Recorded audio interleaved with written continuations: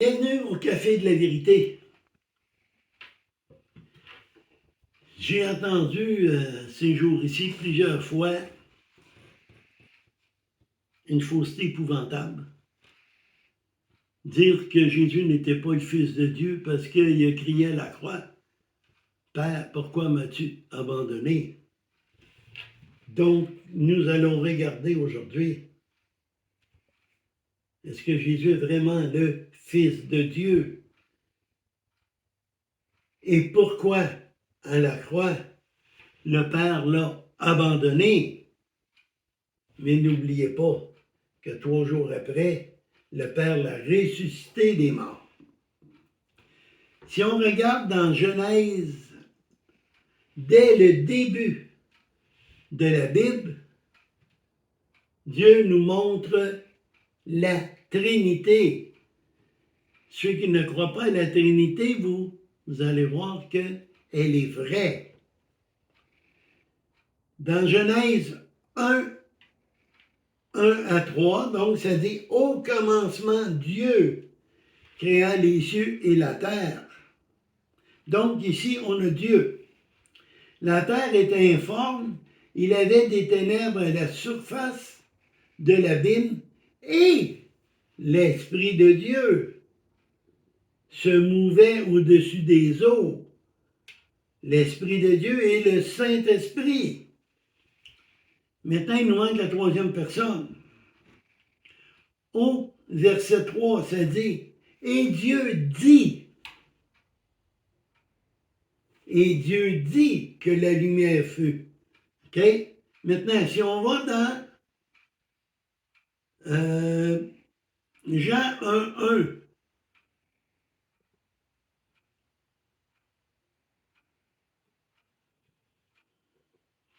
Jean 1.1, ça dit « Au commencement était la parole. La parole était avec Dieu. La parole était Dieu. Il était au commencement avec Dieu. » Chapitre 2. Et toute chose n'a été faite que par elle, et rien n'a été fait sans elle. Jésus est la parole, est la vérité. Il a dit, je suis le chemin, la vérité et la vie. Donc ici, on a les trois personnes, Dieu, le Saint-Esprit, la parole qui est Jésus. Trois.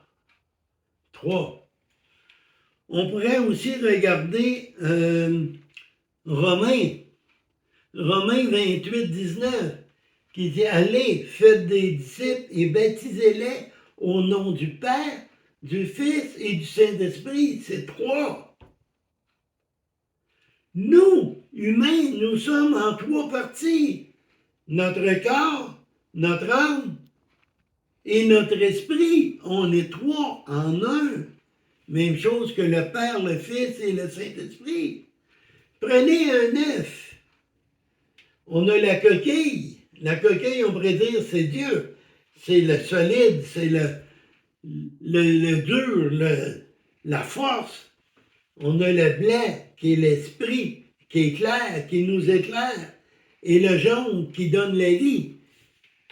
Quand l'œuf a été fécondé et qui devient un poussin, c'est dans le jaune que tout se passe. Jésus est le jaune parce que c'est grâce à lui qu'on peut être né de nouveau, qu'on peut recevoir la nouvelle vie. Si on va dans Apocalypse 1.8,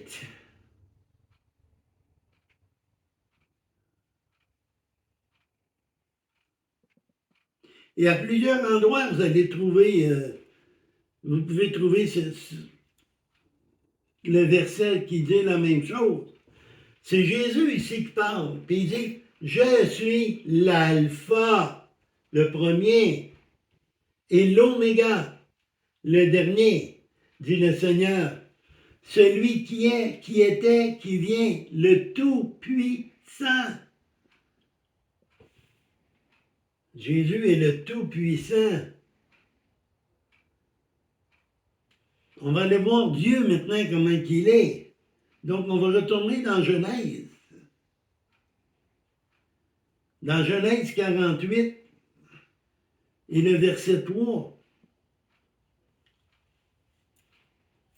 Jacob dit à Joseph, le Dieu Tout-Puissant m'est apparu à Luz dans le pays de Canaan et il m'a béni, le Dieu Tout-Puissant.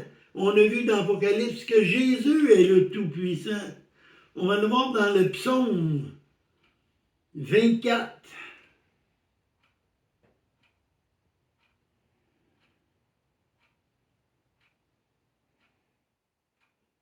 Psaume 24 et le verset 8. Oui, est ce roi de gloire.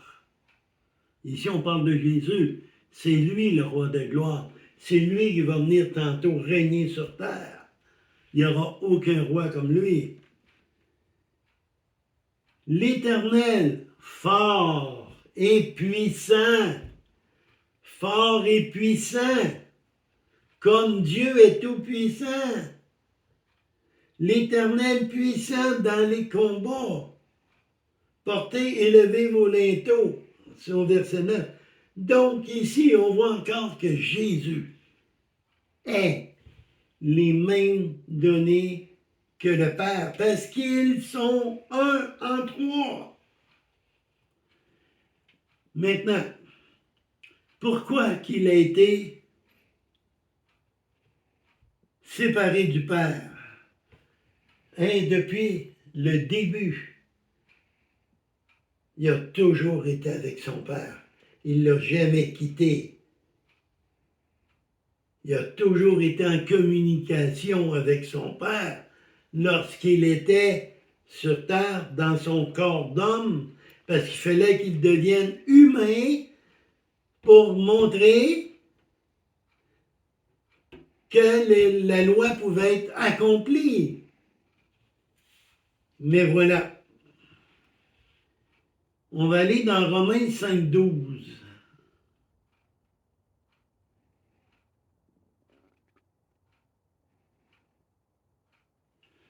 Romains 5,12 nous dit, c'est pourquoi, comme par un seul homme, le péché est entré dans le monde, et par le péché, la mort, qu'ainsi la mort s'est étendue sur tous les hommes, parce qu'ils ont péché. Adam a péché, et tout le monde a péché. Il n'y a pas personne dans sa vie qui n'a jamais péché, qui n'a jamais compté un mensonge. Oui, mais c'est un mensonge gentil. Non, c'est un mensonge. Il n'y a personne qui n'a pas désobéi à ses parents. Donc, on a tous péché. Et par le péché, c'est quoi qui est entré? C'est la mort. Et Dieu nous a tellement aimés. On va le voir, Romains 8. Romains 8, 3. Car c'est chose impossible à la loi, parce que la chair la rendait sans force. Dieu a condamné le péché dans la chair en envoyant, à cause du péché, son propre Fils.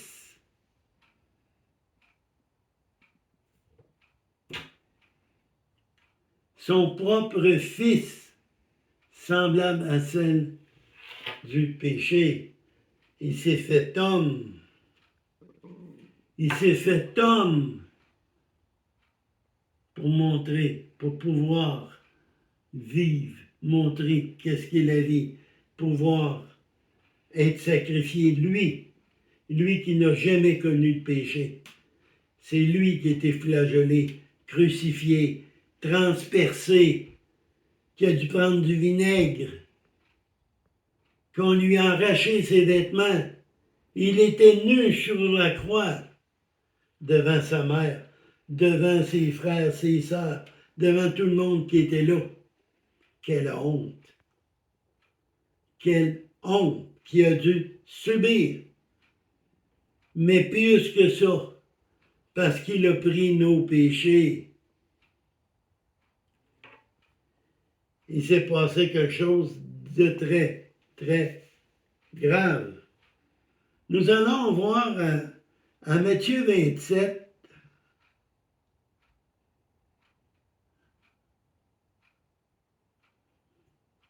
46 à 51.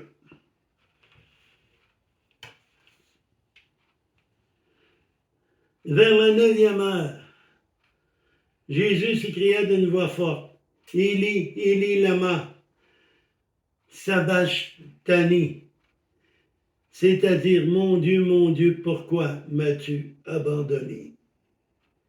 Quelques-uns de ceux qui étaient là l'entendirent dire, il appelle Élie.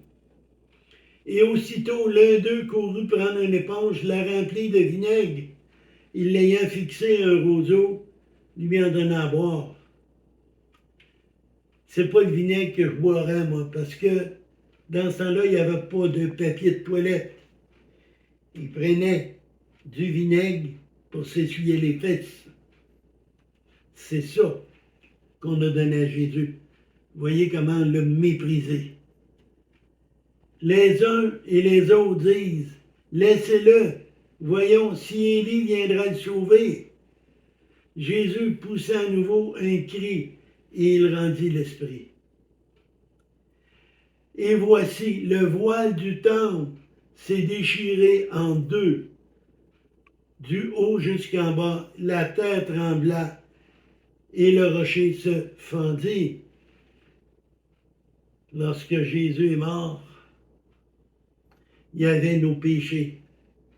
Il a pris nos péchés. Et aucun péché ne peut être en présence de l'Éternel. Aucun péché ne peut être en la présence de Dieu le Père.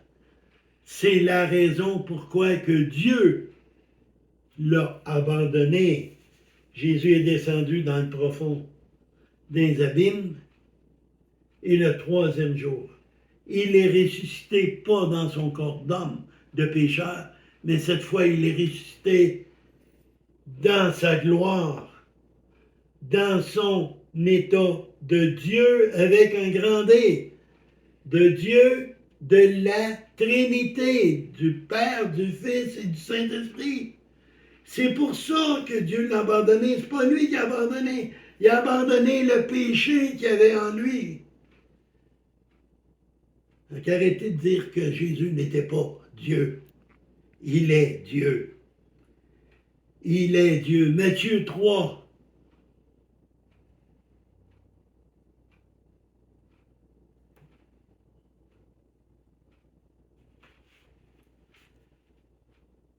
Matthieu 3, 16 et 17. Dès que Jésus eut été baptisé, il sortit de l'eau. Et voici les cieux s'ouvrirent, et il vit l'Esprit de Dieu descendre comme une colonne et venir sur lui. Et voici qu'une voix se fit entendre des cieux ces paroles. Celui-ci est mon Fils bien-aimé, en qui j'ai mis toute mon affection. À son baptême, Dieu le Père a dit, regardez, c'est mon Fils. Et là, quand j'ai entendu dire ça, que Jésus n'est pas le Fils de Dieu, parce que, hey, si son Père est Dieu, c'est certain que lui aussi est Dieu. J'ai jamais vu une vache, moi, mettre au monde un lion. J'ai jamais vu une chèvre mettre au monde un chameau. Un chien met au monde un chien. Un chat, un chat. Il est le Fils de Dieu, donc il est Dieu. Il est le Seigneur et le Sauveur. Nul ne peut aller à lui que par la foi.